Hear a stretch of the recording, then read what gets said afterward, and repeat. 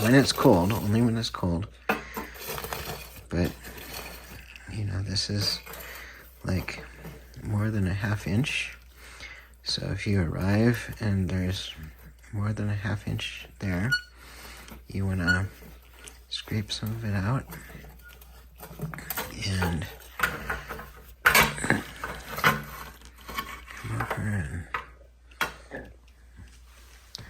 put it into the bucket.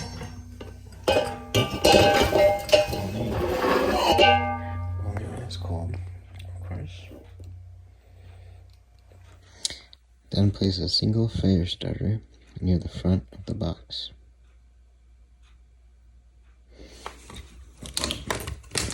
Put 2 small logs in.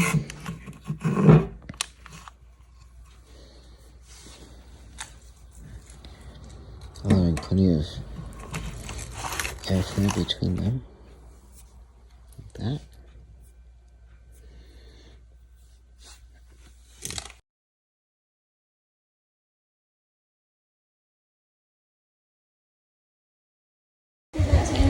Once the paper gets caught and the fire starter gets caught, close the door and make sure the vent is wide open. So it's 42 degrees outside. That's probably about the max temperature you can start a fire at. That's what's necessary to have the draw through the draft.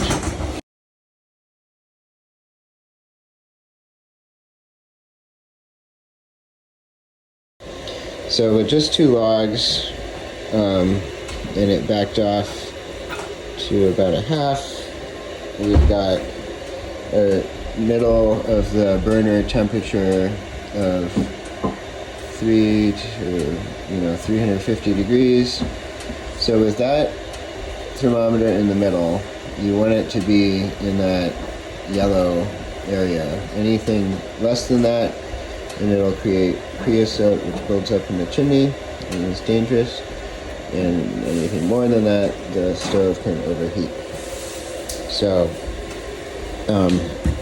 to add a log, it's kind of early right now, but if there's more in there, you scrape the coals towards you if there are coals built up, so that everything's in the front, because it burns from front to back. So I'm just gonna pull this one a little bit forward. I'm gonna put this log in there like that.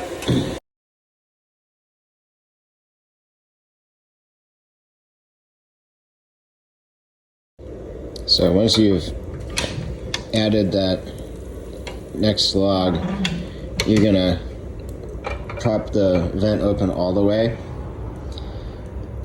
and let it get going for about 5 minutes. And then once it's going, you'll tamp it down.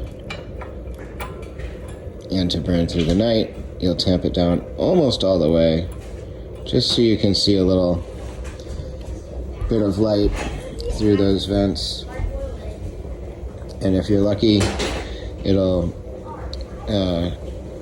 if you pack it 80% full, which is what you want, no more than that, then you will have a fire that burns for 4 to 6 hours.